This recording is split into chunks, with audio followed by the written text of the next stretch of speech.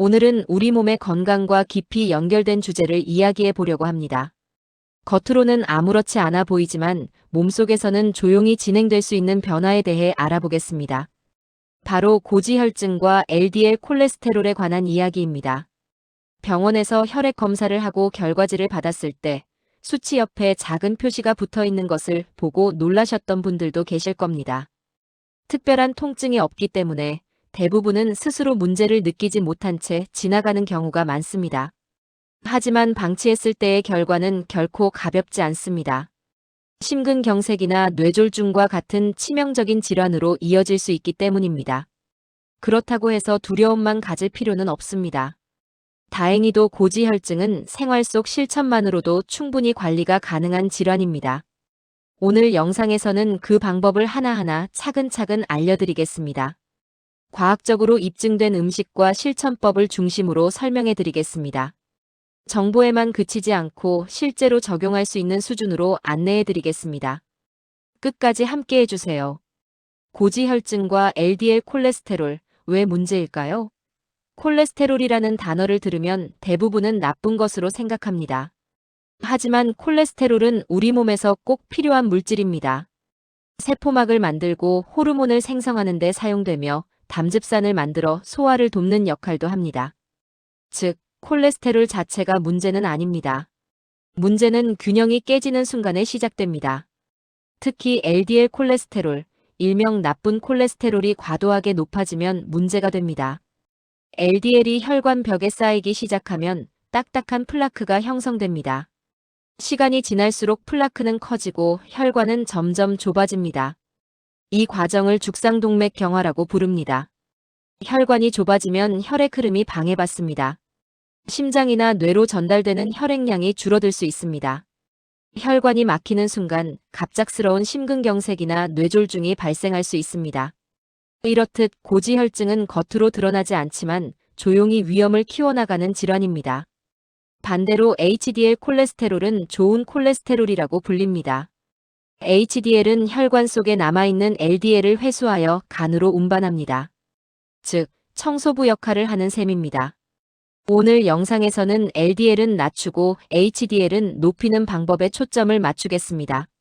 먼저 LDL 콜레스테롤을 낮추는데 도움이 되는 음식을 소개해 드리겠습니다. LDL을 낮추는 첫 번째 핵심은 식이섬유 섭취입니다. 특히 수용성 식이섬유가 중요한 역할을 합니다. 수용성 식이섬유는 장에서 젤 형태가 됩니다. 이 젤이 콜레스테롤과 담즙산을 붙잡아 배출되도록 돕습니다. 그 결과 혈액 속 LDL 수치가 감소하게 됩니다. 대표적인 섭취 식품은 다음과 같습니다. 귀리와 오트밀, 보리, 사과와 베리류, 브로콜리와 양배추 같은 채소, 당근과 고구마 등이 포함됩니다. 특히 귀리에 들어있는 베타글루칸은 잘 알려진 성분입니다. 연구에서는 몇 주간 꾸준히 섭취할 경우 LDL 수치를 5에서 10%까지 낮추는 효과가 보고되었습니다. 하루에 작은 양이라도 반복하는 것이 중요합니다. 식사에 오트밀을 추가하거나 샐러드에 사과를 곁들이는 방식으로 쉽게 시작할 수 있습니다. 두 번째는 지방의 종류를 바꾸는 것입니다. 포화지방과 트랜스지방은 LDL 수치를 상승시킵니다. 반면 불포화지방산은 LDL을 낮추고 혈관 건강을 보호하는 역할을 합니다. 추천되는 식품은 다음과 같습니다. 올리브유, 아보카도, 아몬드와 호두 같은 견과류, 그리고 연어와 고등어, 꽁치 같은 등푸른 생선입니다. 등푸른 생선에는 오메가3 지방산이 풍부합니다. 오메가3는 중성지방을 감소시키는 효과가 있으며 혈관의 염증을 줄이는 데 도움이 됩니다. 주 2회 정도 생선을 섭취하는 것이 권장됩니다. 만약 식사로 섭취하기 어렵다면 전문의 상담 후 보충제 사용을 고려할 수 있습니다. 세 번째는 식물성 스테롤입니다. 식물성 스테롤은 장에서 콜레스테롤 흡수를 방해합니다. 그 결과 혈중 LDL이 직접적으로 감소합니다. 자연식품에는 소량 포함되어 있지만 일부 마가린이나 요구르트 제품에는 강화되어 있습니다. 하루에 약 2g 섭취할 경우 LDL이 10%까지 감소할 수 있는 것으로 알려져 있습니다. 하지만 과도한 섭취는 필요하지 않습니다. 균형 있는 식단 속에서 자연스럽게 포함시키는 것이 더 좋습니다. 네 번째는 발효식품과 항산화 식품입니다. 한국 식단에서 자주 접할 수 있는 유형입니다. 김치와 된장, 나토와 요구르트 같은 식품은 장내 유익균을 증가시키는 데 도움이 됩니다.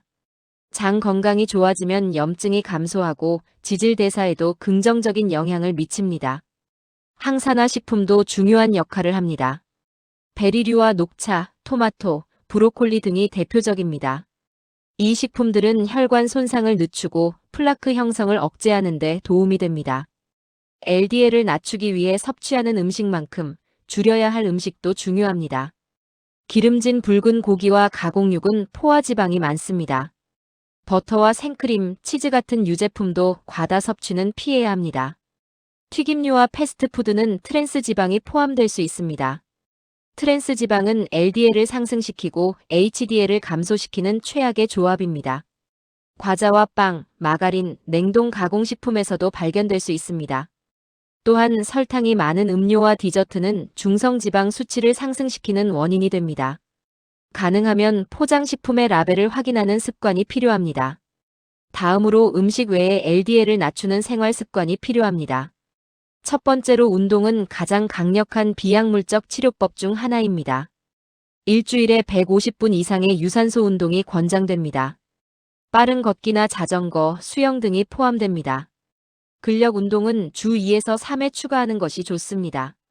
운동은 HDL을 상승시키는 효과가 있습니다.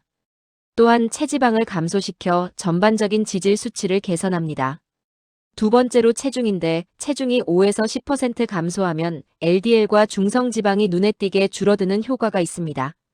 갑작스러운 단식보다는 천천히 지속 가능한 방식이 중요합니다. 세 번째로 흡연은 혈관을 손상시키고 HDL을 감소시킵니다. 금연 후 몇 주만 지나도 지질 수치가 개선될 수 있습니다. 과도한 음주는 중성지방을 상승시킬 수 있습니다. 적정 음주가 필요합니다. 네 번째로 만성 스트레스는 호르몬 변화를 일으켜 지질 대사를 악화시킬 수 있습니다. 하루 7시간 이상의 숙면이 권장됩니다. 명상이나 가벼운 호흡 운동도 도움이 됩니다. 고지혈증은 조용히 진행되지만 관리를 늦지 않게 시작한다면 충분히 개선할 수 있습니다. 오늘 소개해드린 내용 중에서 하루에 하나씩만 실천해 보시길 권합니다. 작은 변화가 쌓이면 혈관 건강은 분명히 달라집니다. 정기적인 혈액 검사도 잊지 마시고 약이 처방된 경우에는 의사의 지시에 따라 복용해야 합니다. 여러분의 선택이 미래의 건강을 결정합니다. 이 영상이 도움이 되셨다면 구독과 좋아요로 함께 건강을 지켜가요.